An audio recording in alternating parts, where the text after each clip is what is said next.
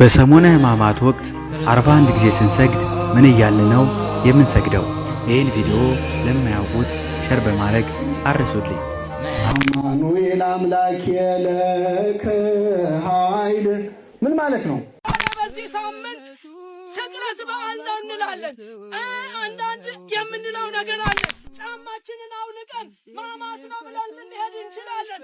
ማማት የሚሆነው ጫማ የሚታየውን በማውለቅ አይደለም። የሚያሳዝነው ነገር በተለይ አሜሪካ ያ አሁን የተቀየረ ነው በኢንተርኔት ምክንያት ብዙ ሰው ራሱ የኦርቶዶክስ ሃይማኖት የሚባል ነገር አያውቁም። እሺ አሁንም የዲያቆን ምህረት ጉዳይ አሁንም ዓለምን እያነጋገረ ይገኛል። እጅግ በጣም ሆት ኢሹ ሆኗል። ማለትም ይህ ዲቤት ከሆነ ሳምንታት ቢሆነውም ነገር ግን አሁንም እጅግ በጣም በሚገርም ሁኔታ ማነጋገር። ሰላም ጤና ይስጥልኝ ውድና የተከበራችሁ የንቁሃን ሚዲያ ቤተሰቦች እንደምን አላችሁ? እንደምስቆያችሁ? እኔ አለሁ እግዚአብሔር ይመስገን። በያላችሁበት ሰላም ክርስቶስ ይብዛልኝ። የተወዳችሁ ኦርቶዶክሳውያን ወንድማችን ዲያቆን ምህረት በአማርኛ መልእክት አስተላልፏል። እጅግ የሚገርም መልእክትና እስካሁን ድረስ እጅግ መነጋገሪያ ሆኖ ቀጥሏል ማለት ነው። ለሳምንት ያክል መነጋገሪያ ሆኖ ቀጥሏል። የማስደምጣችሁ ይሆናል። እንዲሁም ሰሙነ ሕማማት እንደመሆኑ መጠን 41 ጊዜ ስንሰግድ ምን ብለን ነው የምንሰግደው የሚለውን ከቤተ ክርስቲያናችን መምህራን እናያለን። በተጨማሪ ለፕሮቴስታንታችን መልስ የምንሰጥ ይሆናል። እንዲሁም ብዙዎችን ያነጋገረ አንድ ቪዲዮ አለ። ከውጭ ነው ተቀርጾ የተለቀቀውና የኦርቶዶክሳውያን ነው ወይስ አይደለም የሚለውን አብረን እናያለን በመጨረሻ ላይ ማለት ነው። እስከዛ ድረስ ሁላችሁም ቪዲዮን ላይክ እና ሼር በማድረግ ጀምሩት። ቅድሚያ ወዳደረኩት ቪዲዮ ወስዳችኋለሁ። ሁላችሁም ቪዲዮ ላይክ በማድረግ ጀምሩት። ተከታተሉ። በዚህ ሳምንት ስቅለት በዓል ነው እንላለን። አንዳንድ የምንለው ነገር አለ። ጫማችንን አውልቀን ማማት ነው ብለን ልንሄድ እንችላለን። ማማት የሚሆነው ጫማ የሚታየውን በማውለቅ አይደለም። ወንድሜ አንድ ነገር ልንገርህ፣ የሚወልቀው አንድ ጫማ አለ፣ የኃጢአት ጫማ። ወደ እግዚአብሔር መንግሥት እንዳንገባ የሚያደርግ የኃጢአት ጫማ አለ። ይህንን የኃጢአት ጫማ ማውለቅ የሚቻለው በኢየሱስ በማመን ብቻ ነው። በሰሙነ ሕማማት እንኳን ታስታውሳላችሁ፣ ሰኞ፣ ማክሰኞ፣ ረቡዕ፣ ሐሙስ፣ ዓርብ እነዚህን ቀናት ሕማማት ብላ የክርስቶስን መከራ በስግደት ትገልጣለች። ታውቃላችሁ የሰሙነ ሕማማት ስግደት ከሰኞ ጧት ጀምሮ እስከ ስቅለት ዓርብ ማታ ድረስ በጠቅላላ ቁጥሩ 6666 ስግደት ነው። ስግደቱ ቁጥሩ ኪርያላይሶን እየተባለ የሚሰገደው፣ ለካህይል እየተባለ የሚሰገደው፣ ለሕማሙ ይደሉ፣ ለመስቀሉ ይደሉ፣ ለምኩናኑ ይደሉ እየተባለ የሚሰገደው ስግደት በጠቅላላ ሲቆጠር 6666 ይመጣል። ይሄ 6666 ቁጥር ክርስቶስ 6666 ጊዜ መገረፉን የምታስብበት ነው። ዕለተ ስቅለት ላይ ዕለተ ዓርብ ላይ የጌታችን የመድኃኒታችን የኢየሱስ ክርስቶስ መከራ በእንባ ይታሰባል። በተለየ ዜማ ንባበ ማህዘኒ ተብሎ የሚጠራ ንባበ ማህዘኒ ማለት የሚያሳዝን ንባብ ማለት ነው።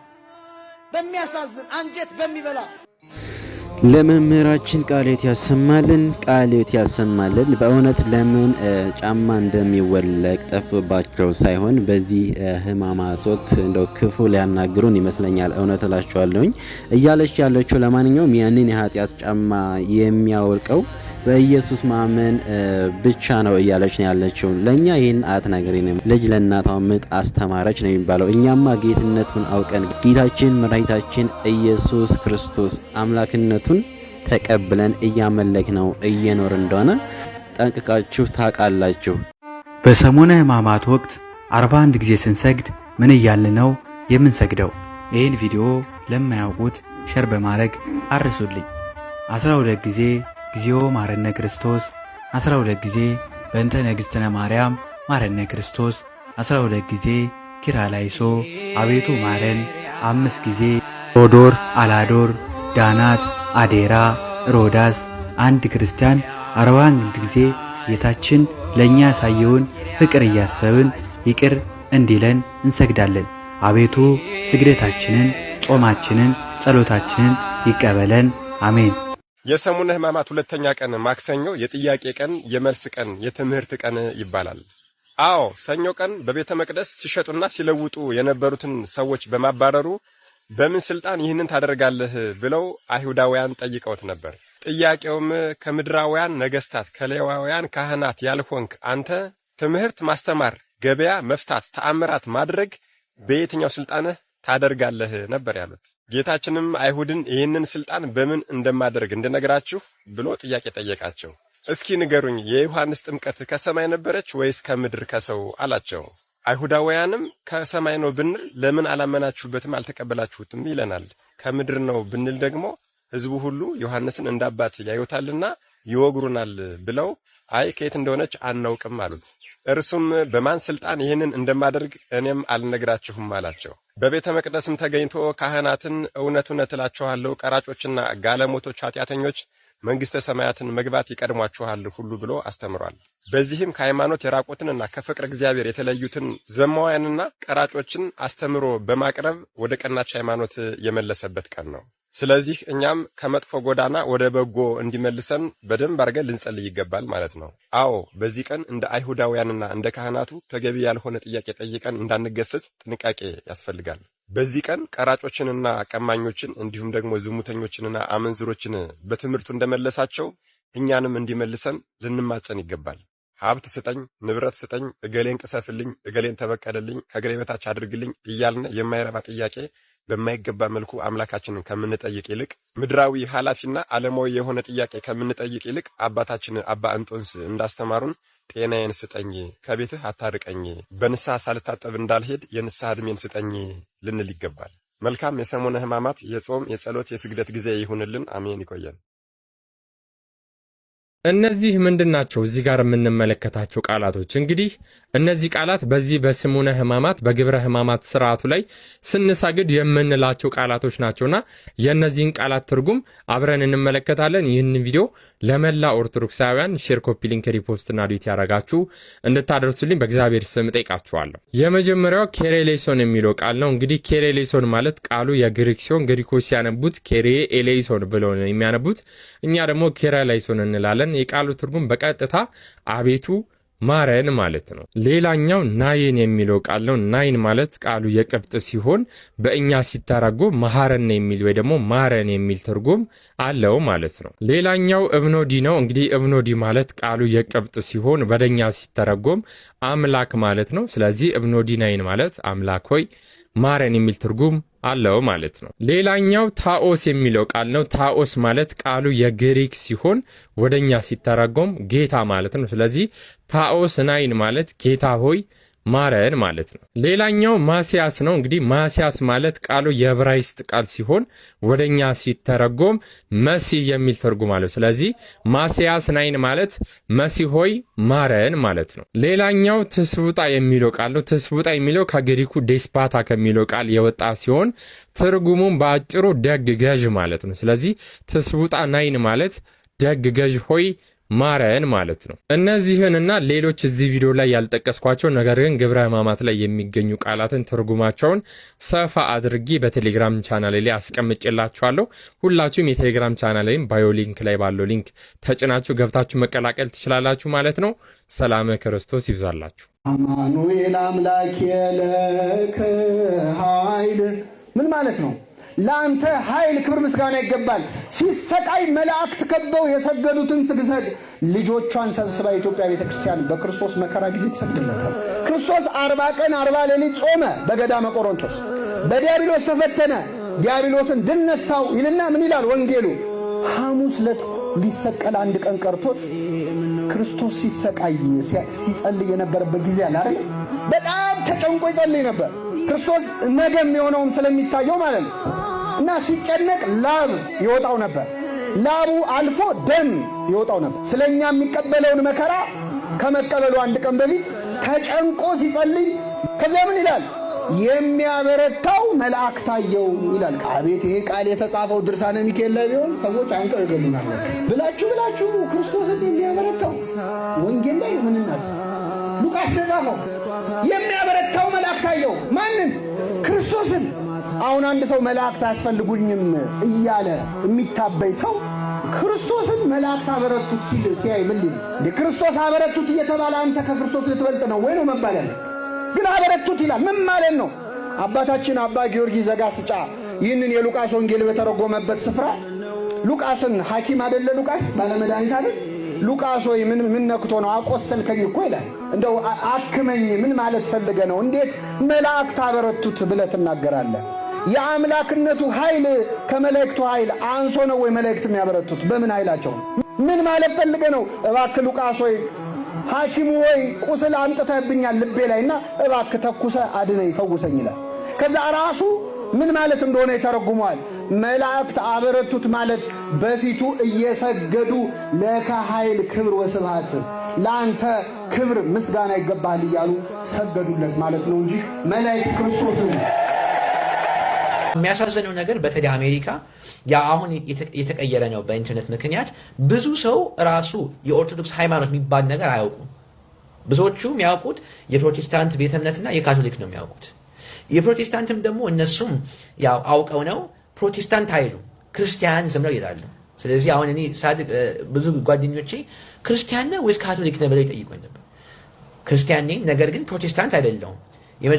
የመጀመሪያዎቹ ክርስቲያኖች ኦርቶዶክስ ነበሩ ብዬ ነው የምነግራቸው። እና በጣም እኔ ደስ ያለኝ ነገር አንደኛ ያው የእነሱም ትምህርት የሐሰት ትምህርት መሆኑን ሁሉም ሰው እንዲያውቅ እፈልጋለሁ። ሌላው ደግሞ በጣም የፈለግኩት ነገር ራሱ ያው የእነሱ ትምህርት ሐሰት መሆኑን እያወቅን ከሐሰት ደግሞ ወደ እውነት መሄድ አለብን አይደል? እና ያ እውነት የት ነው የምትገኘው?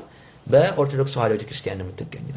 እሺ አሁንም የዲያቆን ምህረት ጉዳይ አሁንም ዓለምን እያነጋገረ ይገኛል። እጅግ በጣም ሆት ኢሹ ሆኗል። ማለትም ይህ ዲቤት ከሆነ ሳምንታት ቢሆነውም ነገር ግን አሁንም እጅግ በጣም በሚገርም ሁኔታ ማነጋገሩን ቀጥሏል። የተለያዩ ኢንተርናሽናል የሆኑ የዩቲዩብ ቻናሎች እንዲሁም ሚዲያዎች እየዘገቡት ይገኛሉ በአሁኑ ወቅት ማለት ነው። እንደ ሌሎቹ ቫይራል እንደወጡ ቪዲዮዎች ቢሆን ኖሮ እስካሁን ድረስ ማነጋገሩ እጅግ በጣም ይቀንስ ነበር። ነገር ግን እጥፍ ድርብ እየሆነ ብዙ ሰዎች እንግዲህ ስለ ኦርቶዶክስ ቤተክርስቲያን ማለትም ስለ ኢትዮጵያ ኦርቶዶክስ ቤተክርስቲያን ብዙ ጥያቄዎችን እየጠየቁና ብዙ ትምህርቶችን እየወሰዱ ይገኛሉ። ሁለቱም የፕሮቴስታንት ሃይማኖት ተከታይና ፓስተር የሆኑት አባትና ልጅ በዚህ ዲቤት እንደተሸነፉ ኦፊሻሊ አምነዋል። ኦፍ ኮርስ በዚህ ዲቤት ላይ ሽንፈታቸው ላለማመን ብዙ ሪዝኖች እያመጡ ይገኛሉ። ነገር ግን እነዚህ ሪዝኖችና ምክንያቶች እዚህ ግባ የሚባሉ ሪዝኖችና ምክንያቶች አይደሉም። ከዲያቆን ምህረት ጋር ከነበራቸው ዲቤት በኋላ ራሱ በሄዱባቸው ዲቤቶች እዚህ ጋር የተያዘ ጥያቄዎች እየተነሳባቸው እጅግ በጣም ተቸግረዋል። በዚህም ለ19 ደቂቃ በቆየው ዲቤት እንግዲህ ብዙ ሰዎች ትምህርት እየወሰዱ ይገኛሉ። ብዙ ጥያቄዎችን ሜንሽን እያደረጉ ይገኛሉ። በተጨማሪ እጅግ በጣም ብዛት ያላቸው ሰዎች ስለ ጥንታዊ የኦርቶዶክስ ቤተክርስቲያን መማርና ማወቅ የሚፈልጉ ሰዎች ወደ ሚዲያው እየመጡ ይገኛሉ። ለዚህም ምክንያቱ እንግዲህ የዚህ ቪዲዮና የሁለቱ አካላት ዲቤት ነው ማለት ነው።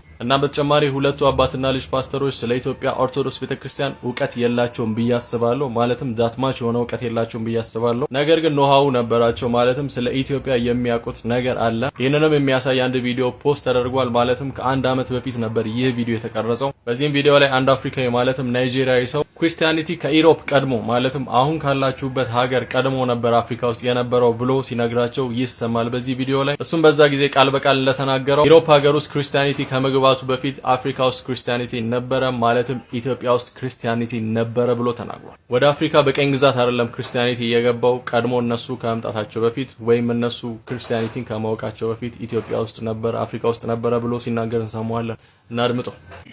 Christianity was in Africa before Europe. Whoa, did you hear that? Christianity was in Africa before Europe. Yeah, like Ethiopia. Go ahead, keep going, brother. The Ethiopian Bible is older than the King James Bible. Thank you. That's exactly right. The argument that Christianity brought, that colonialism brought Christianity to Africa is completely wrong.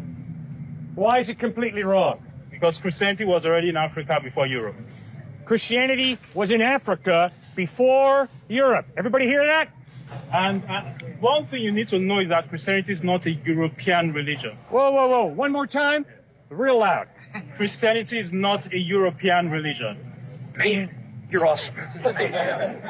እናም ብዙ ጊዜ ሶሻል ሚዲያ ላይ እንደመስራት እንደዚህ አይነት ሀሳቦች ይመጣሉ። ነገር ግን ቶሎ ነበር የሚጠፉት ከሶሻል ሚዲያው። በአሁኑ ወቅት ግን እስካሁን ድረስ በሶሻል ሚዲያው ላይ ካየኋቸው ቶፒኮች መሃል እጅግ በጣም ለብዙ ጊዜ የቆየ እስካሁን ድረስ መነጋገሪያ የሆነ ማለትም ሳምንታት አስቆጥሮ ያየው ቶፒክ እና ሐሳብ ይህ ብቻ ነው። ይህ ነገር ለየት ያደርገዋል። አሁንም ኢንተርናሽናሊ ግሎባሊ ነው መነጋገሪያ እየሆነ ያለው። እናም ሁለቱ አባትና ልጅ ፓስተሮች ስለ ኢትዮጵያ ቀድመው ያውቁ ነበር፣ ነገር ግን በቂ እውቀት አልነበራቸውም። ይህንን ነገር ንቀው ስላለፉት ነበረ በዚህ ችግር ውስጥ የገቡት ማለት ነው። ክርስቲያኒቲ ከዩሮፕ ቀድሞ ኢትዮጵያ ውስጥ መኖሩን እያወቁ እውቀቱ ስለሌላቸው ነበር ይህን ዲቤት ሉዝ ያደረጉት ማለት ነው። አዲስ ነገር ካለ ማሳወቃቸው ይሆናል። ብሩክ ነኝ። መልካም ቀን። ከሰሞኑ በጣም ቫይራል ሆኖ የነበረ አንድ ቪዲዮ ነበር አይደል? በውጭ ዓለም አንድ ወንድማችን ዲያቆን ምህረት የሚባል እሱ ከሁለት ፕሮቴስታንቶች ጋር ከክሊፍና ስቱዋርት ጋር ያደረገው ውይይት ነገር ነበር፣ ጥያቄና መልስና እሱ በጣም ቫይራል ሆኖ ነበር። ኤኒዌይስ ከውይይቱ በኋላ ክሊፍ አንዱ ፕሮቴስታንት ማለት ነው የተናገረው ነገር ሰምቼ በጣም ነው ያስገረመኝ። በጣም ደግሞ አደገኛ፣ በጣም በዘመናችን ያለ አደገኛ አስተሳሰብን ሲናገር ሰምቼው ነበርና ወደሱ ይሄዳለሁ። ከሜዲ በፊት ግን ያው እንግዲህ ዲቤቱን ወይም እንበለውና እንደ ውይይት ነገር ጥያቄና መልስ ነገሩን እንዳያችሁት በጣም እኔ የእግዚአብሔር እጅ ያለበት እስኪመስለኝ ድረስ ነው ያስገረመኝ። ማለት ቫይራል አወጣጡ ማለት 10 ደቂቃ ብቻ ናት።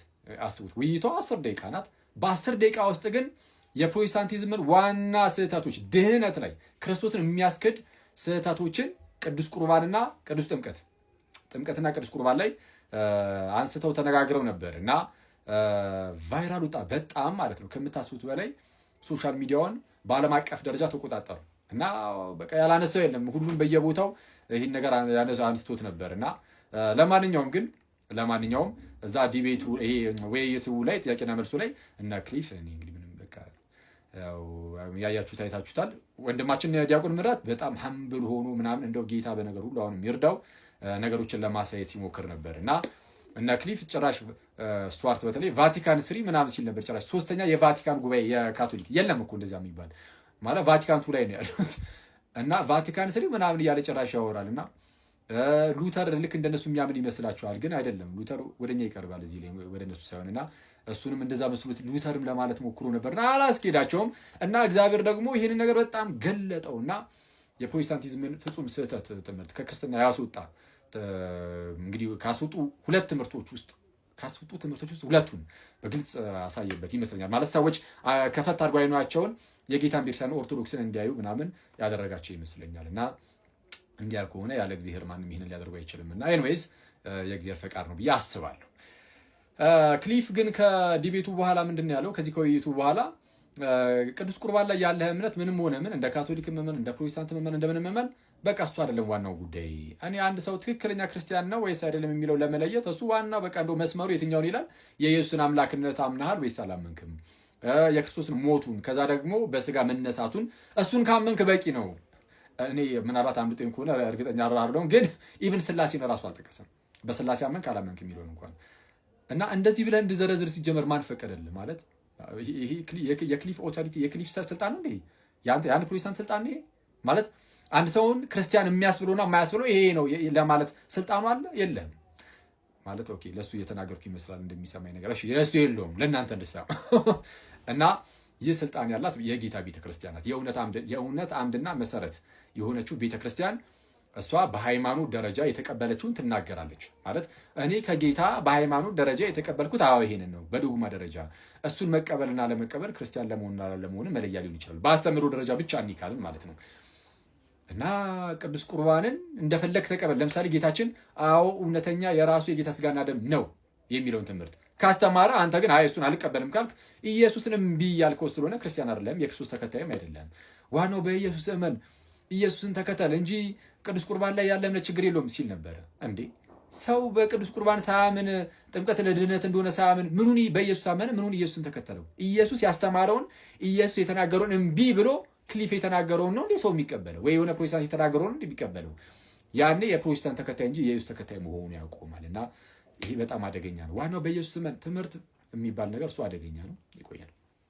እሺ ይህ እያያችሁት ያለው ቪዲዮ የኦርቶዶክሳውያን እምነት ተከታዮች ቪዲዮ አይደለም። የኦርቶዶክስ እምነት ተከታዮች ስነ ስርዓት አይደለም። ይህ የካቶሊኮች እንደሆነ ሁላችሁም ልታቁና ልትረዱ ይገባል ብዬ አስባለሁ። ብዙ ምዕመናን በዚህ ጉዳይ ጥያቄ ስለፈጠረባቸው የመጣው ቪዲዮ